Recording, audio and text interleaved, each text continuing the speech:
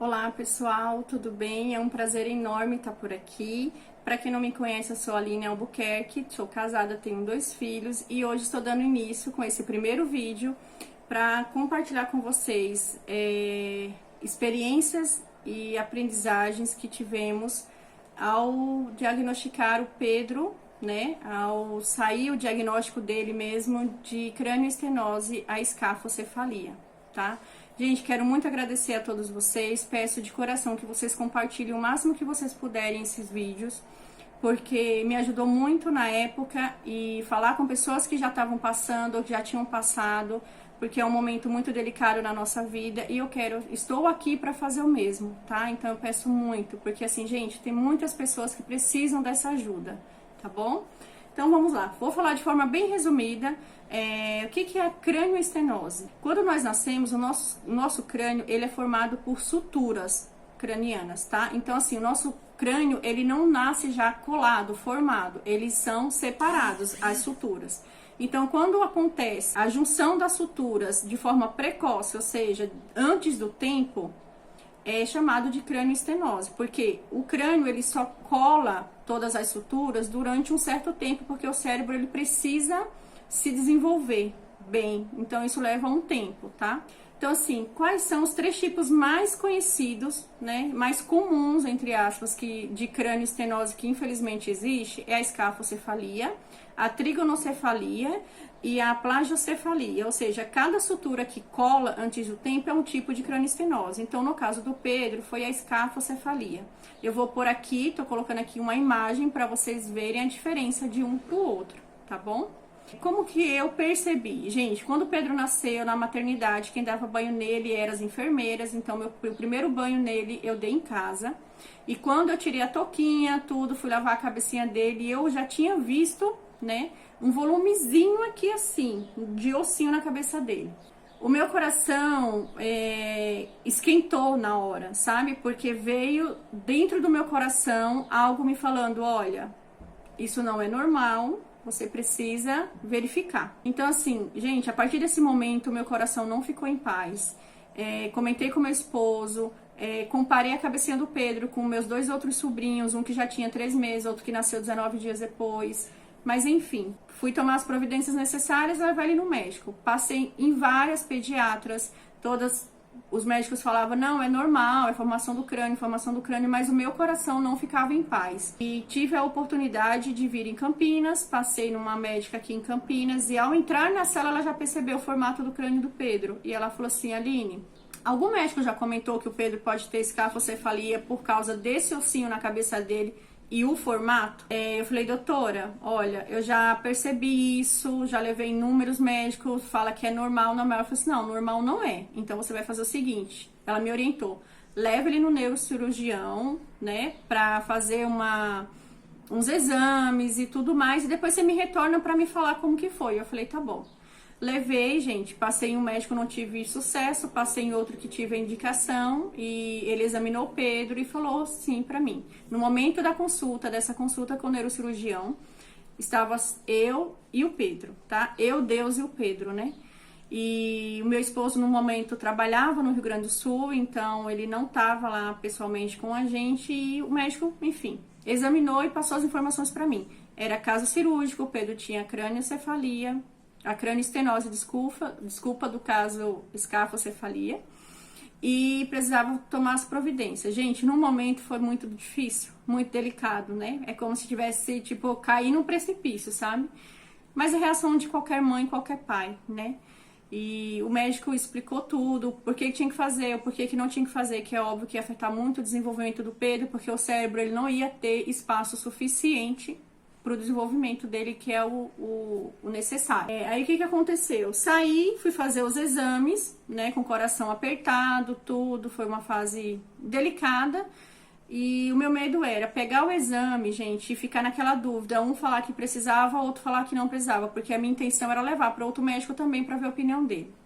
Só que quando eu recebi o exame, que foi uma tomografia em 3D, tava muito nítido a sutura colada, tá?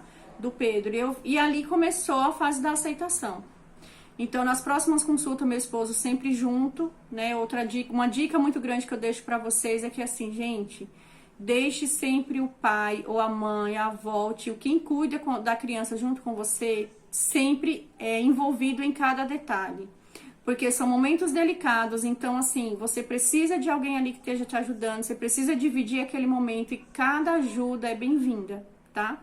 Outros vídeos eu vou fazer, a gente vai falar sobre o que foi, qual é a diferença na vida da criança e na vida do pai e ou da mãe que acompanha ali. No caso, eu vou fazer falando sobre os momentos ali memoráveis da ajuda do Maciel nessa situação que nós passamos, tá?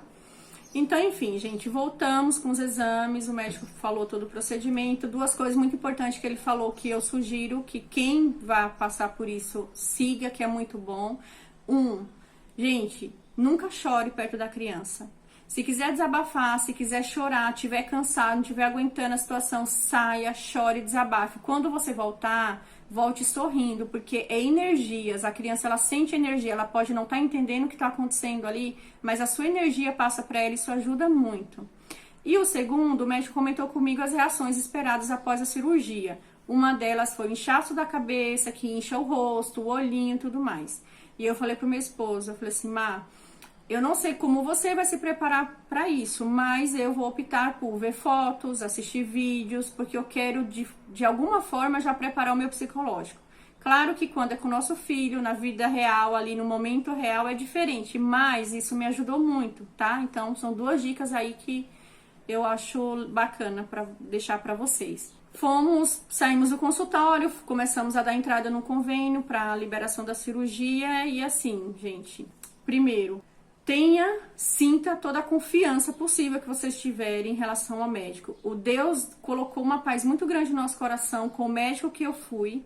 Ele tratou o Pedro muito bem, ele mostrou muito carinho, muita segurança no trabalho dele. Então, assim, isso é muito válido, tá? Tire todas as suas dúvidas que vocês tiverem. Óbvio que, assim, na primeira, segunda consulta vai ter coisas que você não vai lembrar na hora e depois você vai querer saber e pergunte. Tá? Pergunte, não guarde nada de dúvidas nenhuma na vida de vocês em relação a isso. Gente, faça o que tem que ser feito, tá? Estávamos com os exames em mãos e assim, olha, tem que ser feito isso, então paramos um pouco de pensar com o coração, começamos a pensar com a razão e colocar à frente Deus, sempre, a todo momento.